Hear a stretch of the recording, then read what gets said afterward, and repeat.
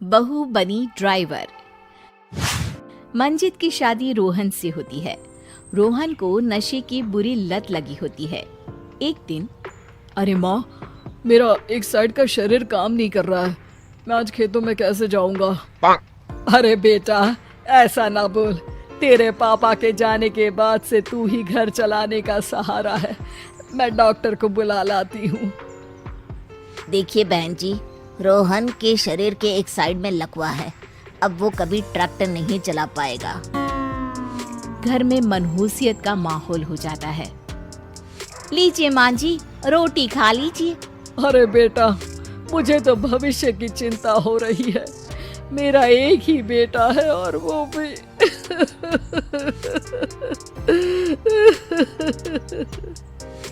माँ जी, आप चिंता न करें।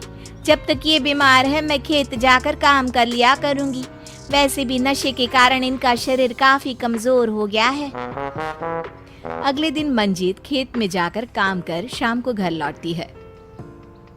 ये ले बेटा, पानी पी ले। कैसा रहा काम का पहला दिन?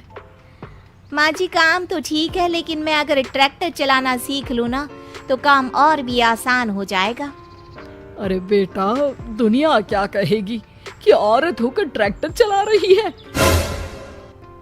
माँ जी, या तो हम दुनिया देख ले या अपना घर, कोई बात नहीं। जब ये ठीक हो जाएंगे तो सब ठीक हो जाएगा। अरे बहू, जरा बाहर तो आना। जी माँ जी। बहू, तेरे मामा जी आए हैं, तूने बुलाया था ना? हाँ माँ जी, वो मामा जी ना आज से मुझे ट्रैक्टर चलाना सीखा। मंजित मामा से ट्रैक्टर चलाना सीखती है। वो मन लगाकर खेतों में काम करती है।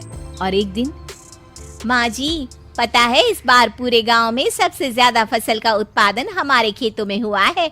इस साल तो खूब पैसे आएंगे। हाँ। सास खुश नहीं होती है।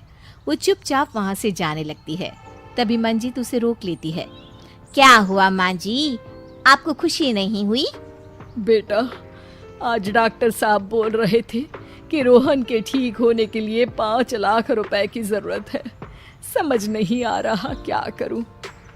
मंजित शांत हो जाती है। अगले दिन सास मंजित के पास आती है। बेटा, ये मेरे गहने हैं। इसे अपने गहनों के साथ जोड़कर सुनार को दे आ। जितने पैसे हो ले आ। डॉक्टर को आज ही देने हैं। मंजित अपने गहने और सास के गहनों को लेकर दुकान में बेचकर पैसे लेकर घर आ जाती है। माँ जी, सिर्फ 3 लाख रुपए का ही इंतजाम हो पाया है। बाकी के पैसे कैसे आएंगे? बेटा, अब तो एक ही चारा है, हमें जमीन भी बेचनी पड़ेगी। माँ, खेत बेच देंगे तो खाएंगे क्या? अरे बेटा, कोई दूसरा चारा भी तो नहीं है। रोहन ठीक हो जाए तो वो मेहनत करके इससे भी बड़ी जमीन ले लेगा। सास बहू मिलकर खेत भी बेच देते हैं। अब पूरे पैसे लेकर सास डॉक्टर के पास जाती है। डॉक्टर साहब, ये लीजिए सारे पैसे। बस किसी तरह मेरे बेटे को ठीक कर दीजिए। आपका बेटा ठीक तो हो जाएगा, लेकिन 6 महीने का समय लगेगा। सास बहू सोच में पड़ जाते हैं कि अब तो कोई जरिया भी नहीं रहा जहाँ से उन लोगों को कमाई हो। अब कमाएंगे नहीं तो खाएंगे क्या?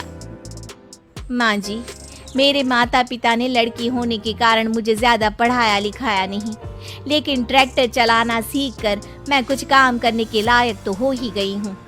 अरे बेटा, ट्रैक्टर अब कहाँ चलाएगी? खेत तो बिक गए हैं।